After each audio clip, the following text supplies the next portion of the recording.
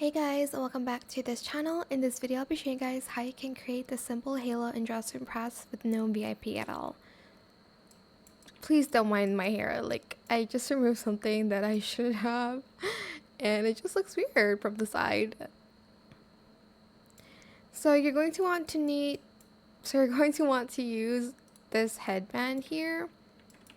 You can either use this or this one depending on how big you want your halo to be. I'll use this one for example. I'm going to make it a little bit smaller and I'm going to rotate it to 0 here.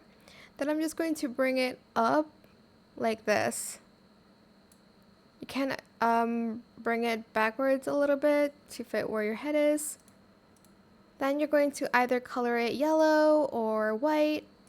Then you're going to add that neon material so you can see the glowing halo, and that's pretty much it really. It is that simple, but yeah, I hope this tutorial was helpful for you guys. Don't forget to like, comment, share, and also subscribe to this channel if you haven't done that already. If you have any more questions about this video, just leave it in the comment section down below. I will try my best to answer them all for you guys.